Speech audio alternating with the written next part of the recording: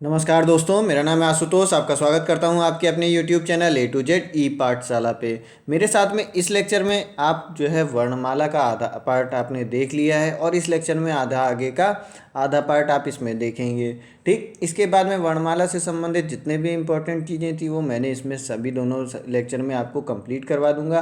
इसके बाद भी अगर कोई भी बात अगर रह जाती है तो आप ज़रूर कमेंट करिएगा, जिसमें मैं उसको भी आपको किसी में भी बता ज़रूर देंगे। आगे क्वेश्चन भी आपके करवाए जाएंगे तो उसमें बता दिया जाएगा, या किसी भी लेक्चर में आपको हम इसे ज़रूर बता देंगे। कोई भी चीज़ आज जिसमें आपकी छूटे ना और कोई भी कन्फ्यूजन आपको ना रह जाए। जिन्होंने स्वर वाला इससे पहले जो वीडियो है वर्णमाला का उसको नहीं देखा है उसको ज़रूर देख लें, उसमें मैंने पूरे स्वरों के बारे में पूरा कंप्लीट पढ़ा दिया है। आज के इसमें हम व्यंजन के बारे में पढ़ेंगे।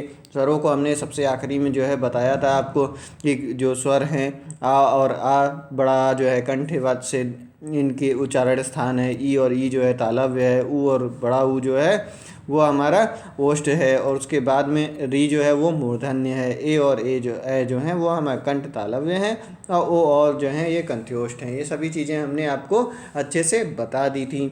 आज से हम शुरू करते हैं व्यंजन।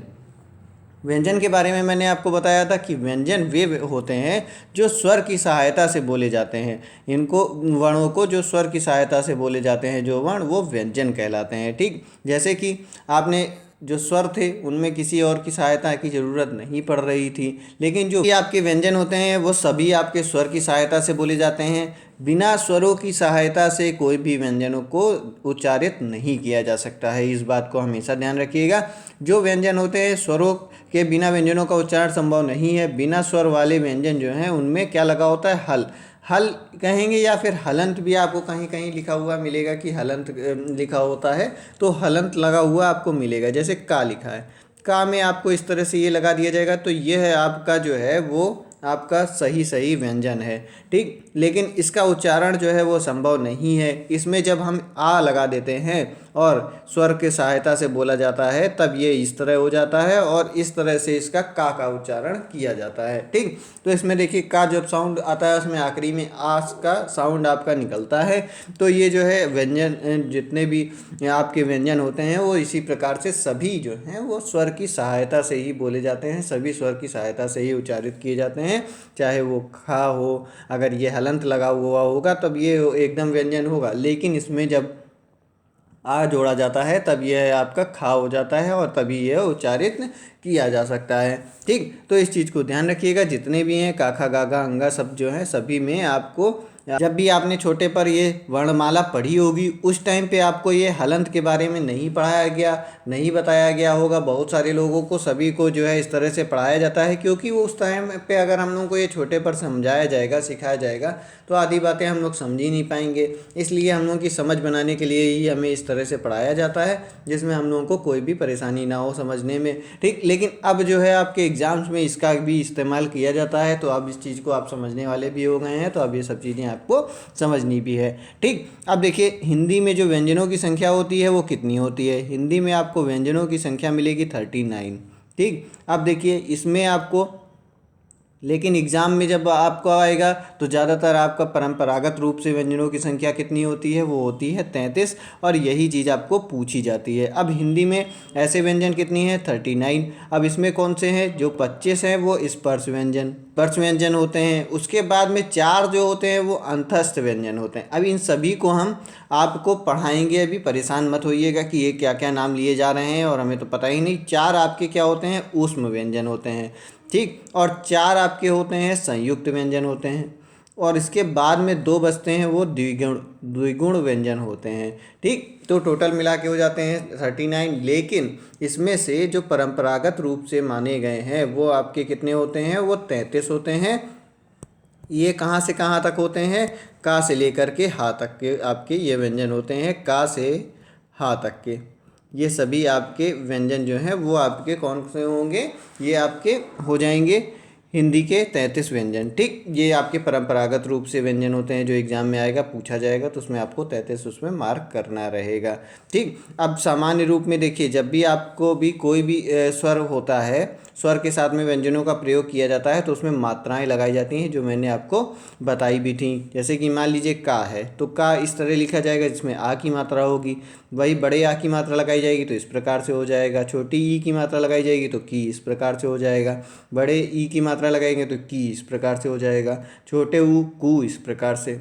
उसके बाद में बड़ा ऊ जो होगा वो इस प्रकार से हो जाएगा। और री लगाएंगे क्रिया, ये इस तरह से होता है। फिर ए की मात्रा के इस प्रकार से हो जाएगा। फिर आगे बढ़ेंगे, आगे हम कै लगाएंगे तो इस तरह से होगा मात्रा। को लगाएंगे तो इस प्रकार से हो जाएगा। कौ लगाएंगे तो इस प्रकार से लिखा जाएगा। कंग होगा, ये होगा। और चंद्रबिंदु के साथ लगाएंगे तो इस तरह लिखा जाएगा। कहा जो है इस प्रकार से लिखा जाएगा। आपका कोई भी, जितने भी आपके व्यंजन हैं, सब में इसी प्रकार से मात्राओं का प्रयोग किया जाता है, जो इसके बाद में इनका उच्चारण किया जा सकता है। ठीक, तो ये था आपका किस प्रकार से इसमें आपका इनको स्वरों को इसमें इस्तेमाल किया जाता है। ठीक, अब चलते हैं आगे, बढ़ते हैं आगे। एक चीज़ को ध्यान रखिएगा, देखिए का से जो आप एक एक का वर्ग और खा वर्ग, इन सारी चीज़ को देखिएगा कौन से होते हैं। जैसे का, खा, गा, घा, अंगा। ठीक, फिर उसके बाद में चा, छा, जा, झा, फिर इया। ठीक, फिर उसके बाद में टा, ठा। अब ये सब चीज़ें आपको याद करने में भी बड़ी समस्या होती है कि इसमें आपको कहाँ पर क्या रहता है, ये जब भी पूछा जाता है। इंग्लिश वाला तो सबको याद रहता है, हिंदी वाला जो है हमें याद नहीं आता है। तो और जितने जो आप बीटेक वाले स्टूडेंट हैं उनके लिए तो और भी बड़ी समस्या रहती है कि बहुत दिन हो गए, ये सब चीज़ तो पढ़ी नहीं, लेकिन अब एग्ज़ाम में आएगा तो पढ़ना पड़ेगा, तो परेशानी भी होती है। ठीक, लेकिन इन चीज़ों को, जो भी इंपॉर्टेंट चीज़ें हैं, इसमें हम आपको सारी चीज़ बता दे रहे हैं। और अभी आपको इसमें कुछ चीज़ें जो हैं आसानी से याद करने के लिए जो ट्रिक हैं वो भी हम आपको बता देंगे, जिसमें जो जो क्वेश्चन पूछे जाते हैं उनको आप आसानी से एग्ज़ाम में भी पता कर सकें और कर सकें। ठीक, अब देखिए ये क्या है, ये आपकी वर्णमाला के जो है एक का वर्ग है, चा वर्ग है। इसको जो कहा जाता है, इसको कहा जाता है का वर्ग। जो का वाली लाइन होती है उसको का वर्ग कहेंगे। फिर चा वाली लाइन होगी उसको चा वर्ग कहा जाएगा। टा वाली लाइन तो उसको टा वर्ग कहा जाएगा। फिर उसके बाद ता वर्ग इसको कहा जाता है। और उसके बाद में पा वर्ग होता है, ये पा वर्ग हो गया इसमें। अब इसी में ही जो है इसको प्रथम वर्ग कहा जाता है, इस प्रकार से भी ये बटा रहता है। ये प्रथम वर्ग, ये द्वितीय वर्ग। अब इन्हीं सभी की ज़रूरत पड़ेगी, अभी आगे बताएंगे। इसमें जब आप देखेंगे तो इसमें द्वितीय वर्ण, फिर उसके बाद ये तृतीय वर्ण, इन सभी की ज़रूरत पड़ेगी आपको। अभी कुछ इनके प्रकार होते हैं जिनमें आपको इस तरह से ये समझ में आ जाएगा। चतुर्वर्ण ये हो गया। फिर उसके बाद में ये पंचम वर्ण, पंचम वर्ण, ये आपका पंचम वर्ण हो गया। ठीक, उसके बाद में इनको आप कुछ जगह पर पढ़ लिखा मिलेगा, अनुनासिक भी इनको कहा जाता है। अनुनासिक, इनको बोलने में आपको जो है नाक से साउंड आता है, इनको अनुनासिक इसीलिए इनको भी कहा जाता है। इन सभी का जो है इस्तेमाल आपका अंक की बिंदी के तौर पर भी होता है। अंक की बिंदी के तौर पर भी इन सभी का इस्तेमाल, ये पांचों का होता है, आप कर सकते हैं। जब आप देखेंगे टाइपिंग करते हैं या बहुत सारी चीज़ें लिखते हैं, उसमें इनकी जगह पर आपको अंक की बिंदी भी लिख सकते हैं। ठीक, तो ये सारी चीज़ें जो हैं ये आपका खा वर्ग, गा, ये चा, छा, जा, झा।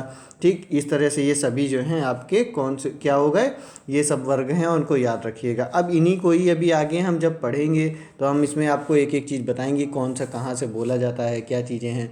तो ये सारी चीज़ें आपको आसानी से जिसमें समझ में आ भी जाएंगी कि हाँ ये कहाँ कहाँ से क्या चीज़ें बोली जाती हैं, कौन सा वर्ग किसके लिए होता है, ये सारी चीज़ें आपको इसमें पता चल जाएंगी। चलते हैं आगे, देखते हैं अब इनके बारे में, आपको बताते हैं कि कौन सा कहाँ से बोला जाता है और किसका उच्चारण स्थान कहाँ पर होता है। ठीक, का से लेकर के ये माँ तक के आप जो हैं ये इनके सारे वर्णों को क्या कहा जाता है, स्पर्श व्यंजन भी कहा जाता है। स्पर्श व्यंजन भी कहा जाता है। इनको हम अभी आगे भी पढ़ाएंगे। ठीक, अब इसके बाद में हमने आपको बताया था कि ये सभी व्यंजन जो हैं 33 कहाँ से होते हैं, का से लेकर के हा तक।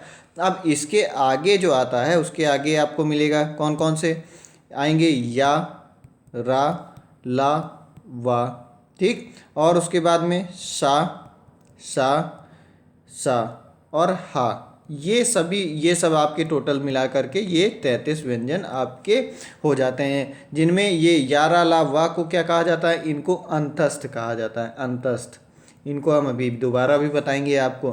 फिर उसके बाद शा को क्या कहा जाता है, और हा इनको मिलाकर ऊष्म व्यंजन भी कहा जाता है, ऊष्म व्यंजन। ठीक, अब इनको ऊष्म व्यंजन भी कहा जाता है। अब इनमें आपको एक चीज़ और याद करनी रहेगी कि कौन सा कहाँ से वर्ण कौन सा बोला जाता है, ये भी चीज़ें पूछी जाती हैं, जिनको आप ज़रूर अच्छे से याद करिएगा। यहाँ पे इसको हम मिटा दे रहे हैं और इनका यहाँ पर आपको लिख देंगे कि यहाँ किसको क्या कहा जाता है। जैसे का वाली लाइन है, का खा गा घा अंगा, इनको आपसे पूछा जाता है कि इनको बोलने का स्थान क्या है, कहाँ से इनका उच्चारण किया जाता है। ये भी बहुत बार पूछा जाता है और यही सबसे ज़्यादा इम्पोर्टेंट चीज़ भी है इसमें कि किनको कहाँ से बोला जाता है, हमारे जितने भी ये शब्द हैं। ठीक, तो हमारा सबसे पहले आता है का वर्ग।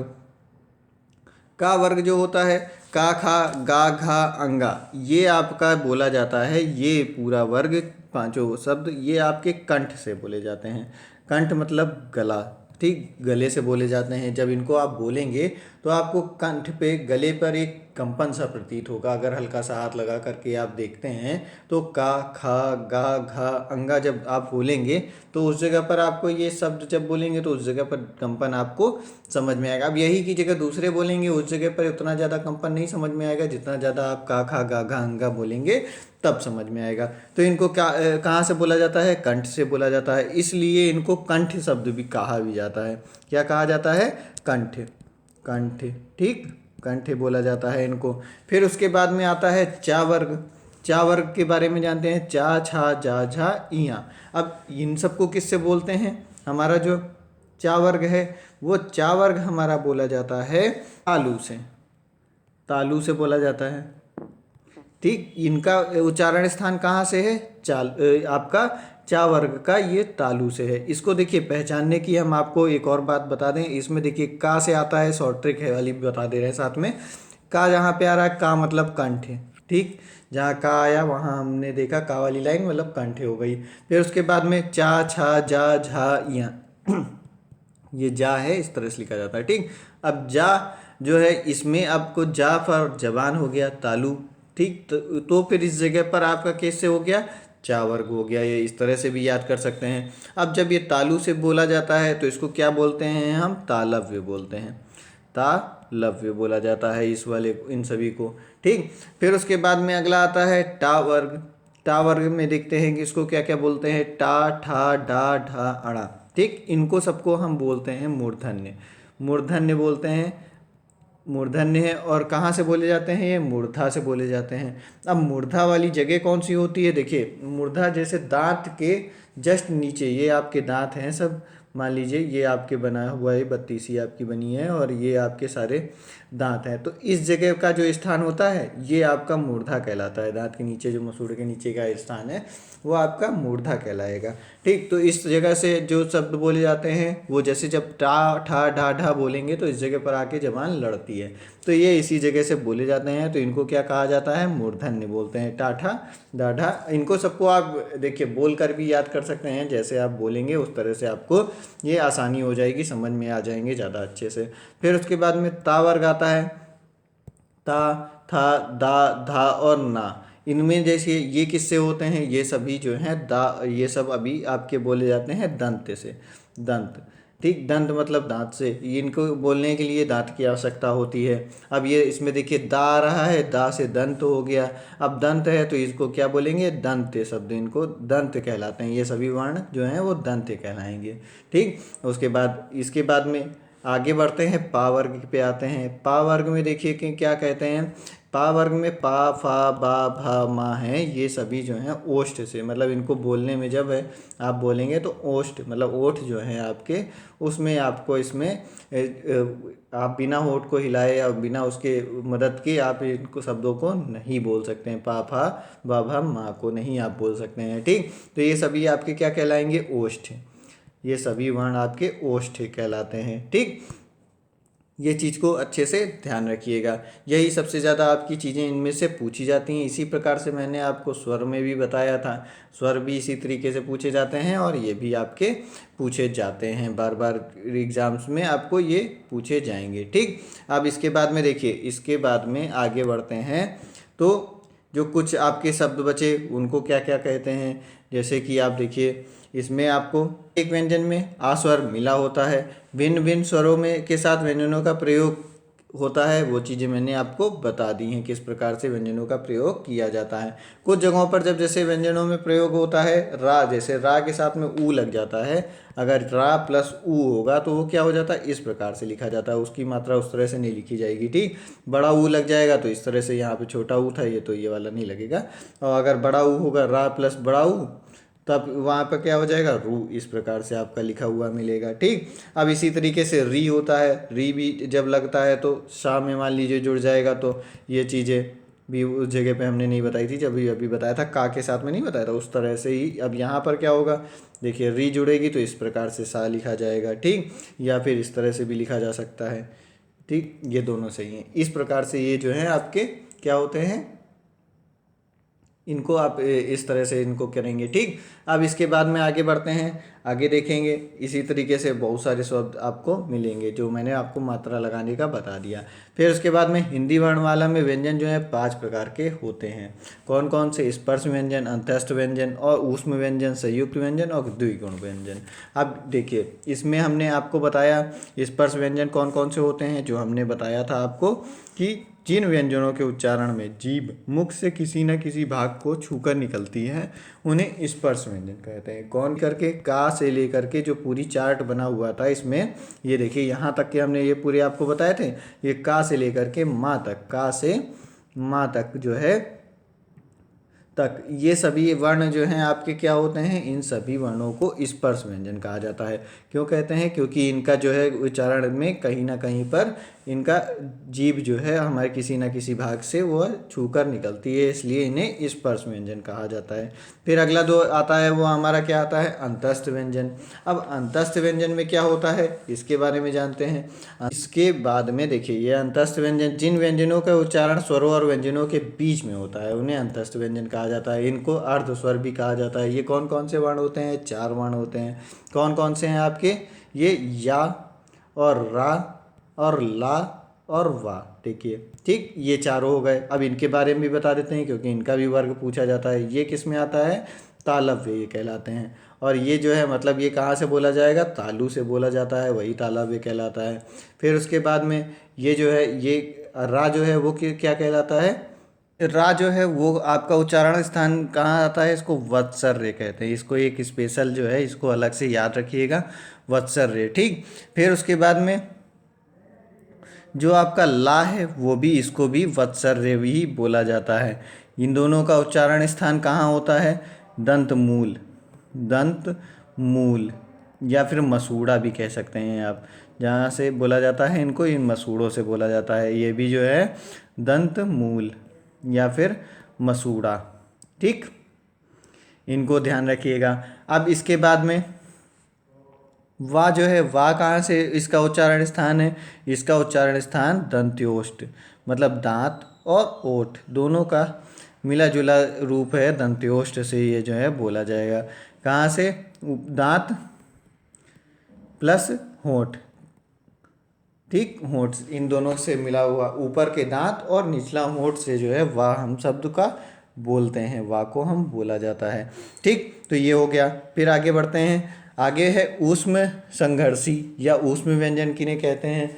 ऊष्म व्यंजन जो है हमारे जिन ध्वनियों के उच्चारण में हवा मुख से किसी स्थान पर रगड़ खाकर निकले और ऊष्मा पैदा करे उनको क्या कहा जाता है, ऊष्म व्यंजन कहेंगे। इन व्यंजनों को जब बोलेंगे इनको संघर्षी व्यंजन भी कहा जाता है। ठीक, संघर्षी नहीं लिखा है इसमें, संघर्षी व्यंजन भी कहा जाता है। ये कौन कौन से होते हैं, ये 4 होते हैं। कौन कौन से, सा, ये वाला सा पेट फटा, और उसके बाद में ये सा और हा।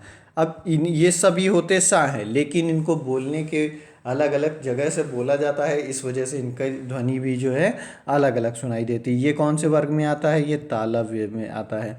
मतलब कहाँ से बोला जाएगा, इसका उच्चारण स्थान क्या है? तालु। ठीक, फिर उसके बाद ये वाला सा किस में आता है? मूर्धन्य। मूर्धन्य है तो इसका कहाँ से उच्चारण स्थान होगा? मूर्धा होगा। फिर इसके बाद सा ये जो है वत्सर्य, इसका क्या होगा? दंत मूल। ठीक, मसूड़े से बोला जाएगा ये। फिर उसके बाद हा जो है वो हमारा क्या होता है? स्वर यंत्रीय। स्वर यंत्रीय ये होता है। ये कहाँ से बोला जाएगा? स्वर यंत्री कहाँ होता है हमारा? स्वर यंत्र कौन है? कंठ के भी भीतर जो है वहाँ से हमें इसको बोलने के लिए हा को बोला जाता है। कंठ के भीतर जो है ये हमारा स्वर यंत्र होता है, जहाँ से आवाज़ निकलती है उसको ये हा जो है वो हमारा वहाँ से बोला जाता है। ठीक, तो इस चीज़ को याद रखिएगा। ये चीज़ जो देखिए ये सब जो हैं अलग वाले, ये तो बहुत ही ज़्यादा पूछे जाते हैं। ठीक, और इसके बाद में उसकी ट्रिक मैंने आपको बताई दी है, कहाँ से माँ तक की, उसको याद रखिएगा आप। ठीक, फिर उसके बाद में आगे बढ़ते हैं। आगे हमारे व्यंजन कौन से प्रकार के आते हैं? संयुक्त व्यंजन। जो व्यंजन दो व्यंजनों से मिलकर बना होता है उसको क्या कहते हैं? संयुक्त व्यंजन कहते हैं। कौन कौन से होते हैं? ये चार होते हैं, एक छ, त्र, ज्ञा और उसके बाद श्रा। ये आपके जो हैं ये आपके संयुक्त व्यंजन है। किन किन से मिलते हैं? अब इसमें आपका एग्जाम में ये पूछा भी जाता है कि किसके किससे किससे मिलते हैं, ये बनते हैं। का प्लस सा बना कर मिला करके जो है बनते हैं ये बनता है आपका छ। ठीक, फिर उसके बाद त्रा किससे बनता है? ता प्लस रा से मिल करके बनता है। फिर इस तरह ज्ञा जो है वो जा, ये तो हमारे एग्जाम में भी एक बार पूछा गया था, जा प्लस इया। ठीक, ये इन दोनों से मिल करके बनता है। फिर उसके बाद सा प्लस रा जो है सिसरा बनता है। इसको हमने आपको बता भी दिया। जब ये दोनों व्यंजन आपस में मिलते हैं तो ये वाले नए नए व्यंजन इसमें बनाते हैं। ठीक, जा है। ठीक, जा प्लस या, इन दोनों को मिला करके ज्ञा बन जाता है। तो ये सारे जो हैं ये चार आपके वर्णमाला में संयुक्त व्यंजन होते हैं। ठीक, तो ये कौन कौन से हैं? ये इसमें इनसे किससे मिलकर बनता है, ये बार बार क्वेश्चन पूछा भी जाता है। ठीक, चलिए आगे बढ़ते हैं। आगे आता है उच्छिप्त व्यंजन। उच्छिप्त व्यंजन क्या है? जिनके उच्चारण में जीभ पहले ऊपर उठकर मूर्धा को स्पर्श करे, ठीक, फिर झटके के साथ नीचे आए, तो उनको क्या कहा जाता है? उच्छिप्त व्यंजन कहा जाता है। उच्छिप्त व्यंजन को और क्या कहते हैं? इसको एक द्विगुण व्यंजन भी कहते हैं। उच्छिप्त व्यंजन को द्विगुण व्यंजन भी कहा जाता है। इसमें जो है टा वर्ग वाले जो हैं को उच्छिप्त वर्ग भी कहा जाता है। टा वर्ग जो है उसको उच्छिप्त वर्ग भी कहा जाता है। इस उच्छिप्त व्यंजन में हमारे कौन कौन से आते हैं? डा प्लस डा और प्लस नहीं, डा और ढा, ये दोनों जो हैं आपके उच्छिप्त व्यंजन में आते हैं। अब इन दोनों को याद रखिएगा, डा ढा और दोनों कहाँ से बोले जाते हैं? ये किस वर्ग में आते हैं? मूर्धन्य में आते हैं। किससे बोला जाता है? मूर्धा से बोला जाता है। ठीक, अब इसके बाद में ये आप ध्यान रखिएगा, ये हिंदी के नवीन विकसित व्यंजन है, ये संस्कृत भाषा में नहीं होते हैं। और उसके बाद में आगे बढ़ेंगे। आगे जो है एक चीज़ और भी याद रखिएगा, ला जो आपका रा है उसको लुंठित भी कहते हैं। रा ध्यान रखिएगा, तो इसको लुंठित भी बोला जाता है, लुंठित। ठीक, फिर उसके बाद में एक ला जो है, ला को पार्श्विक भी बहुत बार पूछा गया है। पार्श्विक व्यंजन कौन सा है? पार्श्विक। ठीक, तो उसको ला भी कहा जाता है, पार्श्विक व्यंजन। ठीक, इनको अर्ध स्वर किसको कहते हैं? ये भी बहुत बार पूछा गया है। अर्ध स्वर, अर्ध स्वर जो है वो या और वा को जो है अर्ध स्वर बोला जाता है, इनको भी ध्यान रखिएगा। अनुनासिक मैंने बता दिया आपको। अनुनासिक कौन कौन से थे आपके? जो 5 थे, लास्ट में आते हैं अनुनासिक। ठीक, डा, या और उसके बाद में णा, ना और मा, ये सभी आपके पांचों जो हैं ये अनुनासिक होते हैं, ये भी आपसे पूछे जाते हैं। ठीक, संघर्षी जो हैं वो आपको सा सा सा मैंने बता ही दिया है। ये सारी चीज़ को भी ध्यान रखिएगा, ये भी वर्ड जो है एग्ज़ाम में आते हैं, पूछे जाते हैं। ठीक, फिर आगे बढ़ते हैं। आगे आता है हमारा वर्णों का वर्गीकरण, किसके आधार पर? घोष के आधार पर। घोष के आधार पर, जैसे कि जब बोलते हैं हम लोग इन व्यंजनों को, तो जिसमें घोष उत्पन्न होता है, मतलब गूंज सुनाई देती है, उत्पन्न होती है, वो हो गए आपके घोष हो जाएंगे। जिन स्वरों को बोलने में अब और जैसे घोष अर्थात स्वर यंत्र में कंपन, गूंज या कंपन उत्पन्न होगा, उनको जो है घोष वर्ण कहेंगे, और जिनमें नहीं होगा उनको अघोष कहेंगे। देखिए दो प्रकार के होते हैं इसी प्रकार, अघोष व्यंजन और सघोष व्यंजन। सघोष को घोष भी कहा जाता है। तो जिन व्यंजनों के उच्चारण में स्वर यंत्र में कंपन उत्पन्न नहीं होता है उनको क्या कहा जाएगा, अघोष व्यंजन कहा जाता है। कौन कौन से होते हैं, हर वर्ग का, जो मैंने आपको वर्ग बताया था, का वर्ग, खा वर्ग, इस तरह से बताया था। तो प्रत्येक वर्ग का पहला पहला और उसके बाद दूसरा, दूसरे, ठीक, और फिर उसके बाद में सा, हर वर्ग का पहला, दूसरा और सा, शा और ये तीसरा सा, ये सभी जो हैं ये अघोष व्यंजन होते हैं। ठीक, तो इस चीज़ को ध्यान रखिएगा कि अघोष व्यंजन जो है कौन कौन से हो गए आपके, जो पहले होंगे हर वर्ग के, और दूसरा और शा शा शा। अब देखिए पहला दूसरा कौन सा हो गया, का और खा जैसे हो गया। देखिए यहाँ पे पूरी लिस्ट बनाई थी हमने। हाँ, अब इनमें देखेंगे तो का और खा हो गया, ठीक, फिर उसके बाद में चा छा हो गया, टा ठा हो गया, दा था हो गया और पाफा हो गया, और सा सा सा। ये सभी जो हैं आपके कौन से होंगे, आपके ये सभी अघोष हो जाएंगे। ठीक, अघोष हो जाएंगे। फिर उसके बाद में इनको ध्यान रखिएगा, फिर सघोष व्यंजन जो होते हैं, जिन व्यंजनों के उच्चारण में स्वर तंत्र में कंपन उत्पन्न होता है उनको क्या कहा जाता है, सघोष कहा जाता है।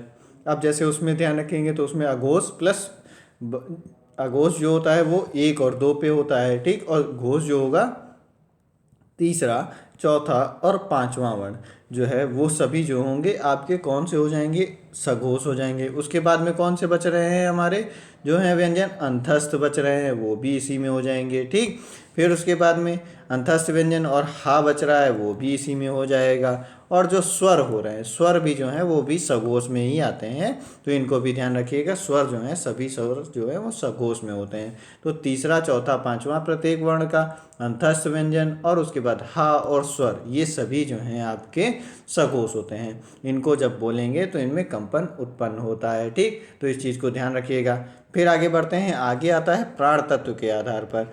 यहाँ प्राण का अर्थ होता है हवा, जिसमें कितनी हवा निकल रही है हमारे मुख से, उसके आधार पर हमारे जो व्यंजनों का भी जो भेद होते हैं वो इसमें हम जानेंगे इसके बाद में। ठीक, तो क्या होता है, अल्प प्राण होता है, दो प्रकार के होते हैं, अल्प प्राण होता है और दूसरा जो होता है महाप्राण होता है। अल्प प्राण में क्या होगा, अल्प प्राण में कम वायु निकलेगी, और जो महाप्राण होगा उसमें क्या होगा, ज़्यादा वायु निकलेगी। जिन व्यंजनों के उच्चारण से मुख में कम हवा निकले उसको अल्प प्राण कहा जाएगा, और जिन व्यंजनों के उच्चारण में मुख से अधिक हवा निकले उनको महाप्राण कहा जाता है। जैसे कि देखिए कौन कौन से होते हैं, अल्प प्राण जो होते हैं, आप इन सब चीज़ को बोल के भी देख सकते हैं, आपको समझ में भी आ जाएगा अच्छे से। हर वर्ग का पहला, हर वर्ग का पहला, उसके बाद में तीसरा और पांचवा, ये जो हैं ये सभी वर्ण आपके कौन से होते हैं, ये आपके अल्प प्राण होते हैं। इसी के साथ में जितने स्वर होते हैं वो भी अल्प प्राण होते हैं। फिर उसके बाद में अनुस्वार जितने होंगे एक तरह से वो भी जान लीजिए, अनुस्वार जो हैं वो भी आपके अल्प प्राण में ही आते हैं। उसके साथ में अंतस्थ व्यंजन ये भी जो हैं आपके क्या होंगे, ये भी सब अल्प प्राण में आते हैं। इसके बाद में जितने बचे वो समझ लीजिएगा आप महाप्राण में आते हैं कि इनको मुख से इनमें ज़्यादा हवा निकलेगी। जैसे कि कौन सा होगा, हर वर्ग का दूसरा, चौथा, और फिर उसके बाद में ऊष्म व्यंजन, ये जितने भी हैं ये सभी आपके किस में आएंगे, महाप्राण में आएंगे। ठीक, तो इस चीज़ को ध्यान रखिएगा। इसी में ही विसर्ग भी आता है, ये भी आएगा महाप्राण में ही। ठीक, ये चीज़ें हो गई। फिर आगे बढ़ते हैं, आगे आता है हमारा आखिरी जो है अयोगवाह मैंने आपको बताया था, परंपरा के अनुसार जो है अंक और आह जो हैं ये दोनों आपका को स्वरों के साथ रखा जाता है, लेकिन इसका जब उच्चारण व्यंजनों की भांति आ स्वर के साथ में करते हैं, ये सब चीज़ आपको हमने पहले भी बताई थी, इसलिए इनको स्वर से अलग माना जाता है। किंतु ये व्यंजन जो हैं ये उच्चारण वहन करते हैं, अतः इनमें स्वर तथा व्यंजन दोनों के गुण पाए जाने के कारण इनको क्या कहा जाता है, अयोगवाह कहा जाता है। अयोगवाह स्वर तथा व्यंजन के बीच की कड़ी हैं ये दोनों आपके। इसमें देखिए दोनों हमने आपको अच्छे से समझ आया था। ठीक, तो इसमें जो है इसको अंग को क्या कहा जाता है, अंग को जो है अनुस्वार कहा जाता है, और आहा को जो है विसर्ग भी बोला जाता है। ठीक, तो ये चीज़ें जो इसमें इम्पोर्टेंट थी वो भी मैंने आपको बता दी। ठीक, तो ये जितना वर्णमाला में जो इम्पोर्टेंट था वो मैंने आपको सभी इसमें बता दिए हैं। इसके बाद में जो भी कुछ अगर बचता है आपको लगता है तो आप मुझसे इसमें पूछ सकते हैं। मिलेंगे अगले वीडियो में, जब तक के लिए नमस्कार, धन्यवाद। वीडियो पसंद आई हो तो इसको लाइक करिए, सब्सक्राइब करिए चैनल को, और कुछ लोगों को शेयर ज़रूर करिए। नमस्कार, धन्यवाद।